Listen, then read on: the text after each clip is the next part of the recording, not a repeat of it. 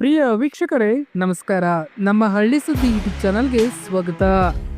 ಇಂದಿನಿಂದ ಈ ಜಿಲ್ಲೆಗಳಿಗೆ ಮಳೆ ಆಗಲಿದೆ. ಹೌದು, ಯಾವ ಯಾವ ಜಿಲ್ಲೆಗೆ ಮಳೆ ಆಗಲಿದೆ, ನಿಮ್ಮ ಜಿಲ್ಲೆಯ ಹೆಸರು ಇಲ್ಲಿ ಇದೆಯಾ, ಎಲ್ಲವನ್ನು ಕೂಡ ಇಲ್ಲಿ ಚೆಕ್ ಮಾಡಿಕೊಳ್ಳಿ.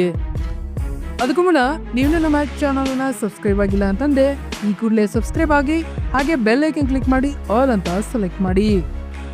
ಬಂಗಾಳ ಕೊಲ್ಲಿಯಲ್ಲಿ ಉಂಟಾಗಿರುವ ವಾಯುಭಾರ ಕುಸಿತದಿಂದಾಗಿ ಇಂದಿನಿಂದ ರಾಜ್ಯದ ಹಲವು ಜಿಲ್ಲೆಗಳಲ್ಲಿ ಡಿಸೆಂಬರ್ 28ರವರೆಗೆ ಮಳೆ ಆಗುವ ಸಾಧ್ಯತೆ ಇದೆ ಎಂದು ಹವಾಮಾನ ಇಲಾಖೆ ಮುನ್ಸೂಚನೆ ನೀಡಿದೆ. ಹಾಗಾದರೆ ಯಾವ ಯಾವ ಜಿಲ್ಲೆಗಳಲ್ಲಿ ಮಳೆ ಆಗಲಿದೆ ಎಂಬುದನ್ನ ತಿಳಿದುಕೊಳ್ಳೋಣ. ರಾಜಧಾನಿ ಬೆಂಗಳೂರು ಸೇರಿದಂತೆ ರಾಜ್ಯದ ಹಲವು ಜಿಲ್ಲೆಗಳಲ್ಲಿ ಮೋಡ ಕವಿದ ವಾತಾವರಣ ಇರಲಿದೆ.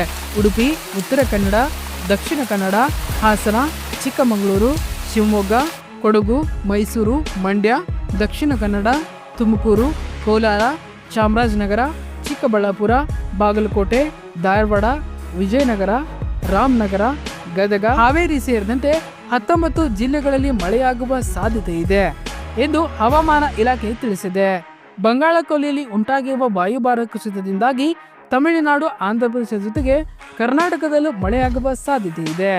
ಬೆಂಗಳೂರಲ್ಲಿ ಬೆಳಗ್ಗೆಯಿಂದಲೂ ಮೋಡ ಕವಿದ ವಾತಾವರಣ ನಿರ್ಮಾಣವಾಗಿದೆ.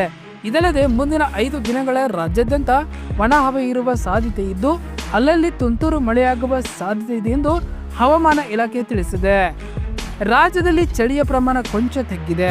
ಬಂಗಾಳ ಕೊಲ್ಲಿಯಲ್ಲಿ ಕಡಿಮೆ ಒತ್ತಡದ ಪ್ರದೇಶ ನಿರ್ಮಾಣವಾಗುತ್ತಿದ್ದು ಇದರಿಂದಾಗಿ ಡಿಸೆಂಬರ್ 28ರಿಂದ 29ರವರೆಗೆ ಒಳನಾಡಿನ ಕೆಲವು ಸ್ಥಳಗಳಲ್ಲಿ ಮೋಡ ಕವಿದ ವಾತಾವರಣವಿರಲಿದೆ ಎಂದು ಇಲಾಖೆ ಹೇಳಿದೆ. ವಾತಾವರಣದಲ್ಲಿ ಆಗುವ ಏರುಪೇರಿನಿಂದ ಜನರ ಆರೋಗ್ಯದ ಮೇಲೆ ಸಾಕಷ್ಟು ಪರಿಣಾಮ ಬೀರಲಿದೆ ಎಂದು ವೈದ್ಯರು ಎಚ್ಚರಿಸಿದ್ದಾರೆ. ವಾತಾವರಣದಲ್ಲಿ ಉಂಟಾಗಿರುವ ಏರುಪೇರಿನಿಂದಾಗಿ ಜ್ವರ, ಶೀತ, ಕೆಮ್ಮು ಹೆಚ್ಚಾಗಿದ್ದು ಜನರು ಎಚ್ಚರಿಕೆಯಿಂದ ಇರುವಂತೆ ವೈದ್ಯರು ತಿಳಿಸಿದ್ದಾರೆ. ನಿಮ್ಮೂರಲ್ಲಿ ಮಳೆಯಾಗುತ್ತೋ ಇಲ್ಲೋ ಎಂಬುದನ್ನ ಒಂದು ಕರೆ ಮಾಡಿ ನೀವು ತಿಳಿದುಕೊಳ್ಳಬಹುದು. ಹೌದು, ನಮ್ಮ ಸ್ಕ್ರೀನ್ ಮೇಲೆ ಕಾಣ್ತಾ ಇರುವ ಸಹಾಯವಾಣಿ ನಂಬರ್ಗೆ ಕರೆ ಮಾಡಿದರೆ ಸಾಕು. ನಿಮ್ಮೂರಿನಲ್ಲಿ ಮಳೆ ಆಗುವ ಸಾಧ್ಯತೆ ಇದೆಯೋ ಇಲ್ಲೋ ಎಂಬುದನ್ನ ಅಲ್ಲಿ ಚೆಕ್ ಮಾಡಿಕೊಳ್ಳಬಹುದು. ಧನ್ಯವಾದಗಳು. ಇದೇ ರೀತಿ ಹೆಚ್ಚಿನ ಮಾಹಿತಿಗಾಗಿ ನಮ್ಮ ಹಳ್ಳಿ ಸುದ್ದಿ ಯೂಟ್ಯೂಬ್ ಚಾನಲ್ ಅನ್ನು ಸಬ್ಸ್ಕ್ರೈಬ್ ಆಗಿ.